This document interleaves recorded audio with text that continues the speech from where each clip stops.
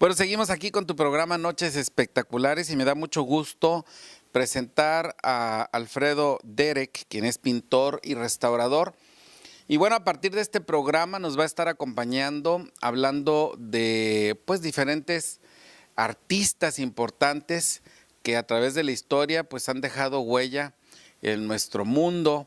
Y vamos a hablar de artistas universales, vamos a hablar de artistas de alguna manera contemporáneos y también pues explorar un poquito sobre lo que hay tanto en nuestro país como en el estado de Baja California. Te doy la más cordial bienvenida y aparte pues hay que decirle a nuestro público que hoy vas a hablar de un artista que casi lo tiene todo, ¿verdad? Y vamos a hablar de él justamente porque hay una obra que es una obra itinerante que en este momento se encuentra aquí en la Ciudad de México. Estamos hablando de Miguel Ángel. Así es de que te doy la más cordial bienvenida. Salvador, gracias. Buenas noches a tu público y a ti por esta oportunidad. Así es, estando platicando en una ocasión con usted, estábamos hablando sobre Miguel Ángel, el gran maestro, el genio. Y precisamente ahora que está en la Ciudad de México, donde está el Monumento a la Revolución, está instalada una réplica de la Capilla Sixtina, y precisamente ese es un tema muy interesante. Hablar de Miguel Ángel es un tema muy interesante porque no sabes si hablar del artista, del pintor, del escultor, del arquitecto, bueno, ese hombre anatomista también, por supuesto. Y hablar de Miguel Ángel es un tema que no se termina, ¿verdad?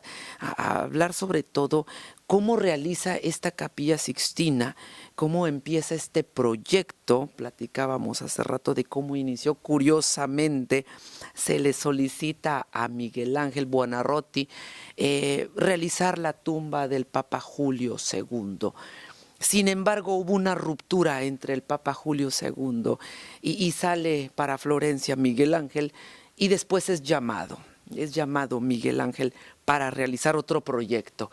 ¿Cuál iba a ser el proyecto? La bóveda de 36 por 13 metros, o sea, un poco más de 500 metros cuadrados para realizar esta famosa Capilla Sixtina, que tiene 9 paneles. Las bóvedas estas son 9 paneles de lo que es el libro del Génesis, de las escrituras sagradas, ¿verdad? Realiza estas historias plasmadas y las hace Salvador de una manera fabulosa. Hasta la fecha siguen esas obras en el Vaticano. Quienes hayan tenido la oportunidad de viajar a la Santa Sede Papal, bueno, tienen la oportunidad o tuvieron la oportunidad de verlo. Pero quienes no, pues pueden viajar a la Ciudad de México. Precisamente está montada esa réplica, Salvador, y está fabulosa, está hermosa. Es increíble poder ver esta réplica de la Capilla Sixtina. ¿Qué tiene de interesante esta Capilla Sixtina que realiza Miguel Ángel, Salvador? Bueno, en primera, se realiza cuando él se opone, porque él mismo lo dijo: yo no soy pintor, soy escultor. Sin embargo, lo realiza. Se le había dado a él la encomienda del Papa Julio II, le dio la encomienda de poder realizar este proyecto. Le dan incluso cadáveres para que los estudie, cuerpos para que estudie y se dedique a estudiar la anatomía. Una anatomía perfecta maneja Miguel Ángel y hace unos estudios fabulosos, y ahí quedaron plasmadas estas obras.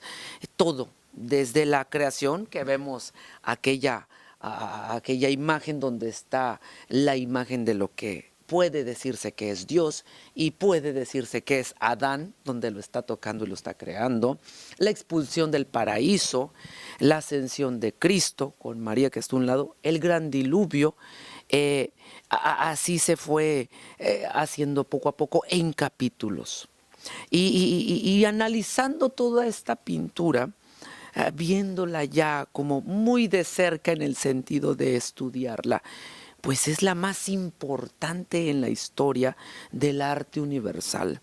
Es la joya del Renacimiento. Miguel Ángel mismo es el más importante, más creo yo, a mi juicio, que Leonardo. Claro, Leonardo es un inventor, es fabuloso, es extraordinario, pero creo yo que Miguel Ángel definitivamente es uno de los mejores, sino el padre del Renacimiento. También analizando algo muy interesante que hay en la Capilla Sixtina, que pocas veces nos hemos puesto a observar o hemos observado, es tan anatomista y tan perfecto era Miguel Ángel, que tiene unos símbolos tan ocultos, por ejemplo, la figura del que asemeja ser Dios en la pintura, pues es la parte del cerebro. La otra parte, hay figuras de personajes que está plasmada la parte de aquí. O sea, vamos, fue estudiando tan perfectamente lo que es la anatomía, que realmente él mismo deja esos mensajes ocultos tan perfectos, Salvador. Era un hombre obsesionado, yo creo que era un obsesivo compulsivo, un hombre obsesionado con la perfección. Dice la maestra doña Esther Aldaco que era tal vez muy neuras. Yo creo que sí, porque era muy obsesivo este hombre.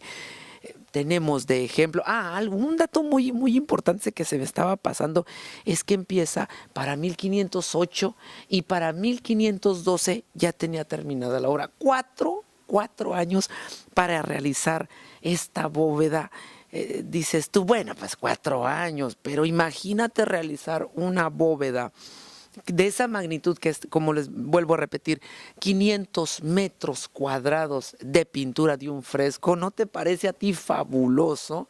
O sea, es increíble con qué calidad, la calidad de la pintura, de todo lo que hizo, lo hizo fabulosamente este hombre.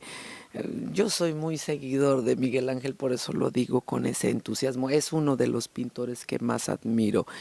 Hay algo más importante en él. Tiene la visión él de hacer este fresco de manera que se pudiese adaptar la pintura a este fresco por los cambios climáticos que hay en Roma. Sabes que es como la bóveda catalana que se hace aquí en las iglesias de México, en el sur de la República. Puede, aunque se resbale el agua, granizo, lo que pueda caer, empieza a filtrarse la humedad.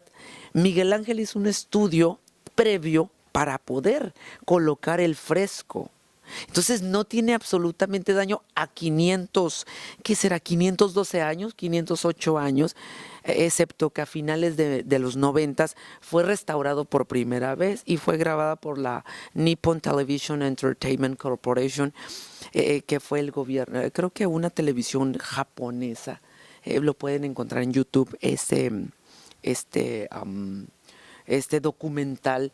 Y al realizar esta restauración se dieron cuenta que él había estudiado previamente. O sea, es un tipo visionario, increíble. Te sorprende realmente cómo realiza él, Miguel Ángel, esta obra tan fabulosa, tan fascinante. Hasta la fecha la seguimos disfrutando y seguimos pues estudiando. Los que nos gusta leer sobre Miguel Ángel seguimos. Y bueno, pues al final de la vida de él, ya para finalizar, él muere a los 88 años.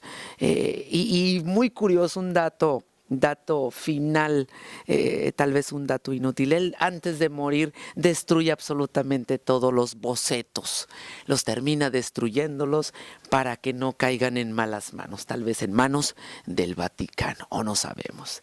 Y eso es la conclusión en breve, lo que es la historia de la obra de la Capilla Sixtina y de Miguel Ángel en el Vaticano. Salvador.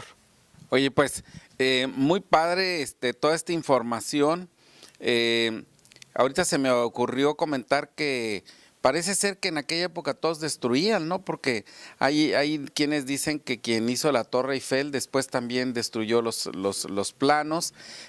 Hablan de la iglesia de Guadalajara, lo que es la catedral de la ciudad de Guadalajara. También los planos de esa iglesia posteriormente fueron destruidos. Pero yo creo que era como que para lograr la autenticidad de cada cosa y evitar sin duda alguna que pudiera pues hacerse réplicas, ¿verdad?, en todas las ciudades. Me da mucho gusto que hayas aceptado nuestra invitación de venir a participar con nosotros y que semana a semana o cada vez que tu tiempo te lo permita, nos traigas información o datos importantes de un artista como lo has hecho en esta ocasión. Muchas gracias. Gracias a ustedes, Salvador, y estamos y seguimos a sus órdenes. Muchas gracias por el espacio.